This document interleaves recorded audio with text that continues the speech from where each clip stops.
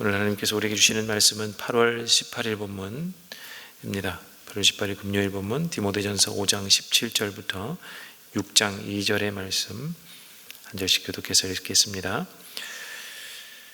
잘 다스리는 장로들은 두 배로 존경을 받아야 합니다. 특히 말씀을 전파하는 일과 가르치는 일에 수고하는 장로들은 더욱 그러하여야 합니다.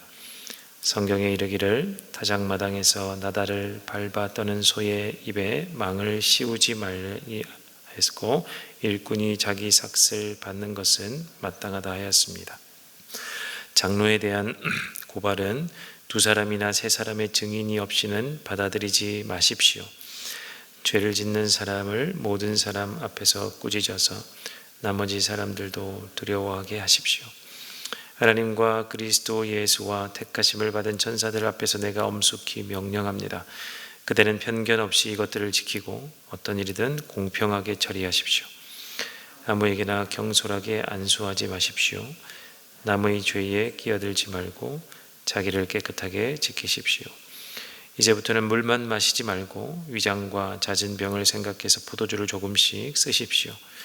어떤 사람들의 죄는 명백해서 재판을 받기 전에 먼저 드러나고 어떤 사람들의 죄는 나중에야 드러납니다. 이와 마찬가지로 착한 행실도 드러나기 마련이고 드러나지 않은 것도 언제까지나 감추어져 있지는 못합니다. 종의 멍에를 메고 있는 사람은 자기 주인을 아주 존경할 분으로 여겨야 합니다. 그렇게 하여야 하나님의 이름과 우리의 가르침에 욕이 돌아가지 않을 것입니다. 함께 했습니다. 신도인 주인을 섬기는 종들은 그 주인이 신도라고 해서 가볍게 여겨서는 안 됩니다. 오히려 주인을 더 잘 섬겨야 합니다. 왜냐하면 이러한 섬김에서 이익을 얻는 이들이 동료 신도요 사랑하는 사람이기 때문입니다. 그대는 이러한 것들을 가르치고 권하십시오. 아멘. 오늘 본문도 디모데가 목회하는 에베소에 있는 교회에게 우리 바울 우리 선생님 또 스승님이죠. 디모데의 스승님이 구체적인 가르침을 또 가르치고 있는 장면입니다. 오늘 이 가르침들이 또 우리에게 이 정신이 우리에게 유효하기에 함께 또 잘 살피면 좋겠습니다. 우리 17절을 보면 우리 두 종류의 장로가 두 부류의 장로가 나오는 것을 볼 수 있는데 한 부류는 다스리는 장로고 한 부류는 말씀을 가르치는 전파하고 가르치는 일에 헌신하는 장로입니다. 다스리는 장로는 오늘날 우리로 말해도 장로라고 직분을 이어갈 수 있겠고 말씀을 가르치는 장로는 목사라고 이어갈 수 있겠습니다. 이 장로들을 존경하라라고 두 배로 존경을 받아야 한다 이렇게 이야기하는 이 존경은 이중적 의미로 사용되는데 두 가지 다 이 의미 두 가지가 다 적용되는 것 같습니다.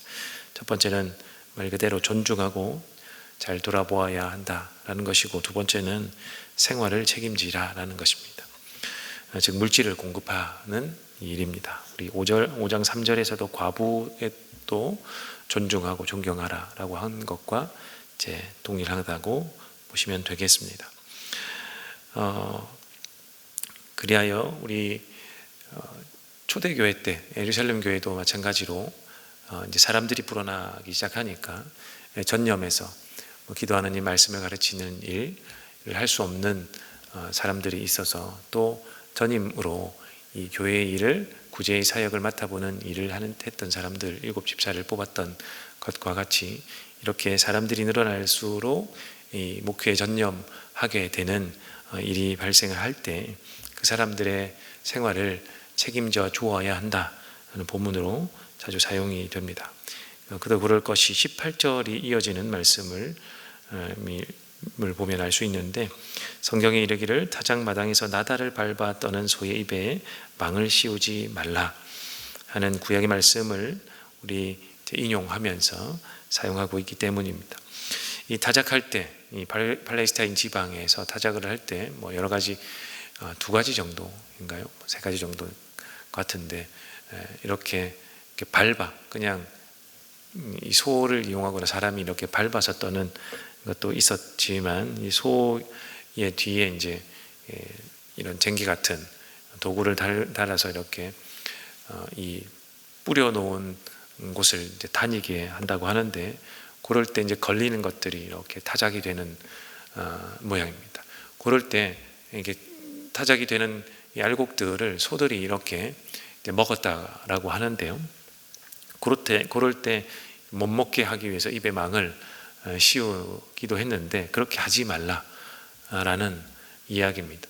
왜냐하면 그렇게 노동을 하고 있는 이 소도 이렇게 먹는 것이 정당하기 때문에, 또 먹어야 힘이 나고 더 일을 잘할 수 있기 때문에 입에 망을 씌우는 것은 부당하다, 응당의 대가를 받게 하는 것이 마땅하다라는 건데, 여기서 사용하고 있는 것이니까 이 전임무를 하여 교회 일을 헌신하는 사람들을 위해서 교회가 돌보는 것, 물질로 돌보는 것은 마땅하다라는 것으로 해석을 합니다. 이럴 때 우리도 이 현대교회도 이 본문을 받아서 또한 상황에 맞게 이렇게 전임 목회자를 이렇게 일하게 하고 책임을 지는 구조로 이렇게 대한민국뿐만이 아니고 한국뿐만이 아니라 여러 나라에서 그렇게 하고 있죠.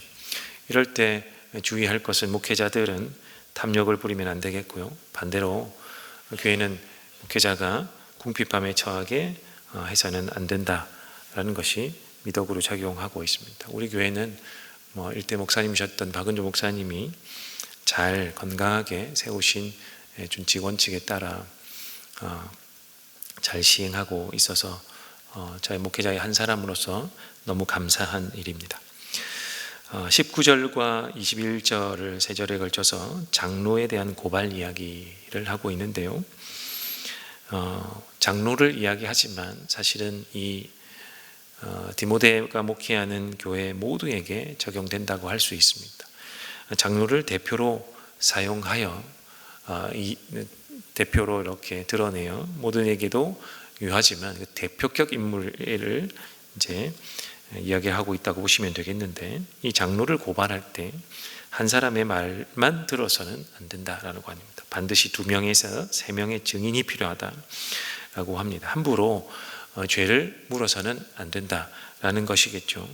사실 이 고발이라는 것은 그냥 교회 안에서 감정 싸움에 의한 이런 이야기가 아닙니다. 명백한 죄를 지은 것을 의미하는데, 이 명백한 죄를 묻기 전에 이 한 사람의 말로, 고발이 들어온 그 한 사람의 말로 판단하지 말고 더 2명에서 3명까지의 증인이 분명히 있어야 된다라는 건데, 것입니다. 이럼에도 불구하고 이 장로가, 이 성도가 죄가 명백함에도 불구하고 거짓말을 하게 되면 21절에처럼 공명하고 정대하게 그리고 공개적으로 치리해야 한다라는 것입니다. 어떻게 하느냐? 예수님과 천사들 앞에 있는 것처럼 공명정대하게, 단호하게, 공개적으로 치리해야 된다라는 것을 이야기합니다. 사실 무서운 말씀이죠. 왜 이렇게 하느냐 할 때, 너희가 공동체가 아니냐, 한 몸에서 도려내지 못한 이 병든 부위 때문에 온몸 예수님의 몸을 이루는, 머리를 예수님의 머리로 하고 온몸을 이루는 교회가 썩어져 갈 수 없기 때문에 이렇게 하라는 이야기입니다. 사실 무거운 말씀으로 받아들여야 하겠죠. 장로뿐만이 아니라 모든 성도된 입장에서 내가 짓지 말아야 하는 원칙 중에 한 가지가 교회 공동체, 예수님의 몸을 이루는 그 공동체를 훼손하지 않기 위함도 있다라고 우리가 기억하면 좋겠습니다. 그리고 22절을 보면 아무에게나 경솔히 안수하지 말라고 되어 있는데, 지금도 목회자를 부를 때, 이 교회를 위한 지도자를 세울 때 내적 소명, 외적 소명을 다 구분하여 확인을 하고 신학교에서부터 이렇게 검증해서 받습니다만, 그럼에도 검증이 잘 안 되는 것이 현실이죠. 그러나 당시에는 자격이 있는지 없는지 이런 대표적인 기관이 있거나 이렇지 않았기 때문에 목회자의 초대교회의 지도자들의 전적인 이런 능력으로 세워야 하는 것인데, 이럴 때 자격이 없는 사람을 아무나 세우면 안 된다. 면밀히 살펴야 한다. 이것이 교회의 책임이다 라고 디모데에게 가르치는 것입니다. 반대로 생각해 보면 자격도 없는데 이렇게 안수받기를 원하는, 교회의 지도자로 세움 받기를 원하는 사람이 많았다라고 보아도 될 것 같죠. 이어서 남의 죄에 끼어들지 말라고 하는 것은 죄에, 지도자로서 죄에 동참하지 말라는 것입니다. 죄를 덮어주거나 또 그 죄를 불리는데 같이 가담을 하거나 이렇게 하면 안 된다는 겁니다. 왜 자꾸 바울이 이런 이야기를 할까요? 교회 공동체이기 때문입니다. 한 몸을 이루는 공동체이기 때문에 과감히 도려낼 것은 도려내고 이것을 벗어낼 것은 벗어내라는 그렇게 가르침을 주고 있는 것이죠. 이어서 23절을 보면 포도주 문제를 이제 다루고 있습니다. 아마 디모데는 구약의 나시린의 법처럼 포도주를 아예 입에도 대지 않으려고 했던 것 같습니다. 왜 그러냐면 당시에 초대교회 금욕주의자들, 영지주의자들과 같은 이제 군력주의자들이 있었는데 그들에게 혹시나 책 잡히지 않을까, 교회 지도자로서 목회자로서 책 잡히지 않을까라고 생각했다라고 보는 견해가 많이 있습니다. 그러나 위장의 문제가 발생을 했고 디모데에게 때문에 주변의 권유로 약으로 이 포도주를 쓰는 것이 그 한 방법 중에 하나였다고 하는데, 그렇게 권유를 하는데도 불구하고 입에 대지도 않는 이 원칙을 고수하다 보니 어쩔 수 없이 이 스승에게 한번 물어보아야겠다라고 한 것이 아닐까라고 생각이 됩니다. 그래서 스승인 바울에게 문의를 했더니 바울이 약으로서 사용을 하라 라고 답변을 주는 장면으로 보입니다. 사실 이것으로 뭐 술을 먹어도 된다, 마셔도 안 된다 이렇게 정당화할 수는 없습니다. 이 한 본문으로 여전히 성경은 술이 악한 것이 아니라 먹는 사람과 그 문화를 여전히 고려하고 있기 때문에 그렇죠. 이 술 문제도 사실 공동체, 교회 공동체, 신앙 공동체 이 전체로 따져보아야 하는 문제입니다. 그래서 우리나라 초대 선교사들도 이 문화를 고려할 때 한국 교회는 술을 먹지 않는 사람이 직분자가 되는 것이 옳다라고 판단하고 그렇게 준수해 왔던 것입니다. 이것은 술이 죄다라고 하기보다는 이 먹는 사람의 마음가짐 그리고 그 문화를 따져보아야 할 것입니다. 24절과 25절은 거짓은 드러나게 되는데 명백하지 않다고 숨길 수 있다고 거짓으로 일관하지 말라는 말씀입니다. 성경은 특히 신약 성경은 특히 교회 공동체를 어려움에 빠뜨리는 거짓에 대하여 사실 매우 단호합니다. 이곳에서뿐만이 아니라 주님의 몸된 교회를 무너뜨리는 거짓에 대해서 매우 단호하죠. 사실 우리에게도 이런 경계심이 필요합니다. 이 사회적 이 나의 체면으로 인해서 우리는 이런 문화적인 것도 있지 않습니까? 사회적 이 체면 때문에 거짓을 일관되게 말하는 경우들이 교회 안에서도 종종 있을 것인데, 그러면 나뿐만이 아니라 교회 공동체에 어려움을 주기 때문에 죄가 된다라고 이야기하는 것입니다. 마지막 6장 1절부터 2절 말씀은 종과 주인의 관계에 대해서 이야기를 하고 있습니다. 이 당시 교회, 초대교회 때는 종의 신분과 신분의 사랑과 이 종을 고용한 이 고용주, 이 주인이 함께 그리스도인이 되는 경우가 종종 있었습니다. 그럴 것이 바울이 목회하던 당시, 디모데가 목회하던 당시 로마 제국 전체 인구의 약 1억 명으로 추정을 하던데요. 1억 명 중에 절반, 5천만 정도가 되겠죠. 이 절반 정도가 종이었다고 합니다. 로마 제국의 인구의 절반이 종이었다고 하면 두 사람 중 한 사람 아니겠습니까? 그 가운데 당연히 그리스도인이 되면 종이 있을 테고 그 종을 부리는 주인이 있었겠죠. 여러분, 역사는 진보하지 않습니까? 그렇게 해서 진보를 이루어왔기 때문에 지금 여기까지 온 것 아니겠습니까? 그러나 때로는 역사 가운데 진보하는 이 속도가 급진적인 때도 있고 온건한 때도 있습니다. 오늘 이 바울의 가르침, 이 디모데에게 가르친 이 가르침을 볼 때 바울은 예수님의 말씀을 빌어서 어떻게 하느냐 하면 급진적인 방법보다는 매우 온건한 방법으로 가르치고 있다라고 볼 수 있습니다. 부당하죠. 사람이 사람을 부리고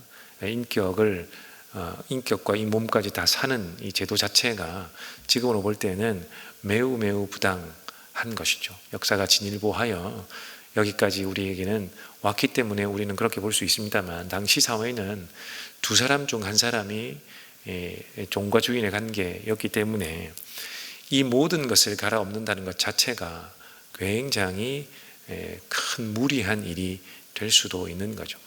물론 예수님의 가르침은 그렇지 않아야 한다는 것이 하나님 나라의 법칙이겠습니다만, 그 당시에 모든 종을 해방시킨다고 우리가 상상만 해보아도 일대 대격변을 겪어야만 하겠죠. 사실 미국조차도 이 문제로 인해서 남과 북이 전쟁까지 치루었던 역사가 있는 것을 볼 때 정말 쉽지 않고 어려운 문제에 이미 틀림이 없는 것 같습니다. 그래서 하나님의 이 말씀을 통하여 바울이 가르칠 때 그리스도인이 세상에 빛과 소금이 되는 방법으로 점진적 변화를 추구한다고 볼 수 있습니다. 하나님께서 그리스도인도 세상의 나라도 고려하셨기 때문이라고 볼 수 있겠죠. 그래서 주인이 종을 인정하고 또 종도 교회 안에서도 주인을 존경하는 이런 관계에 의해서, 서로 사랑하는 관계에 의해서 이 문제가 점점 해결되고 풀리고 교회 안에서는 한 형제, 자매가 되지 않습니까? 이 관계를 통해서 진일보할 수 있도록 한 방법을 사용하고 있습니다. 실제로 이러한 것들로 인해서 교회 안에서는 이러한 제도적 해방은 아니지만 그 안에서의 자유롭고 해방되는 관계들을 맞이했습니다. 우리나라도 예외는 아닙니다. 우리나라 초대교회 때도 종과 그 주인이 한 교회에 들어와 종이 장로가 되는 경우가 있었습니다. 그리할 때 종도 한 발 물러설 뿐만이 아니라 이 주인도 한 발 물러서서 서로 존중하는 관계가 되어 많은 사람들에게 귀감을 얻기도 하고, 이것이 오히려 전도의 씨앗이, 복음을 전파하는 씨앗이 되기도 했습니다. 이렇게 역사가 진일보한, 하나님의 방법을 통하여 진일보한 모습을 우리가 오늘 6장 1절과 2절을 통해 생각해 보아야 하겠습니다. 자, 성도 여러분, 오늘 말씀을 통하여 우리 공동체 내부의 건강함에 집중하는 우리가 되면 좋겠다라고 생각이 됩니다. 서로를 한 몸으로 지체라고 여기고, 잠시 무슨 문제가 있을 때 정말 과감히 도려내기도, 마음을 부여잡고 가슴이 아프지만 과감히 도려내기도 해야겠지만, 때로는 전진적으로 낫기를 위해 함께 노력해 주기도 하는 그런 우리 공동체가 되면 좋겠다라고 생각이 됩니다. 그리할 때 우리에게 힘이 있을 때 우리 안의 힘이 밖으로 나갈 줄로 믿습니다.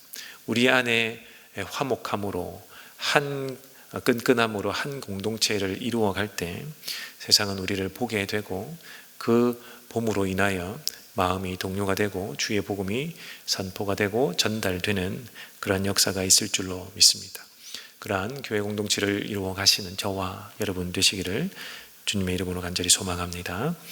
우리 함께 오늘 말씀을 가지고 우리 함께 기도하면 좋겠습니다. 우리 첫 번째로 기도할 때, 하나님, 이 바울의 가르침을 우리가 잘 받아들여 나와 내 옆에 지체를 위해 기도하는 사람이 되면 좋겠습니다. 내가 그를 위하고 그도 나를 위하는 정말 하나님이 원하시는 건강한 우리 은혜 샘물 교회가 될 수 있도록 하나님 도와주시고, 내가 먼저 그 그러한 역할을 하는 씨앗이 되게 하옵소서라고 첫 번째 기도해 주시고, 두 번째는 금요일 목장을 위해서 기도하는 날입니다. 하나님, 우리의 목장이 살아있게 도와주시옵소서. 코로나로 인하여 한동안 못했던 목장 모임을 다시 시작하여 어려움을 겪는 목장들도 있지만, 하나님 점차 이전보다 더 건강한 목장들로 회복하게 해 주시고, 이 목장이 모여 우리 샘물교회가 이루어져서 어느 교회보다도, 그리고 이 지역사회도 또한 책임질 수 있는 건강한 교회 되게 해주십시오라고 우리 목장을 위해서 기도해 주시고, 우리 세 번째로 오늘부터 시작하는 우리 청년부 수련회를 위해서 기도해 주십시오. 2박 3일 정말 우리 청년들이 매일같이 와서 준비하는 모습도 보았는데, 이 청년들에게 정말 교회의 미래를 책임질 우리 청년들을 하나님이 부여잡아 주시고, 이 세상의 흔들림 가운데서도 흔들리지 않는 믿음의 소유자들로 하나님께서 삼아 주십시오라고 이 수련회를 위해서 기도해 주시길 바라고, 또 여러분의 기도의 제목을 가지고 주 앞에 내려놓고 기도하는 시간 이어가지도록 하겠습니다. 함께 기도합니다.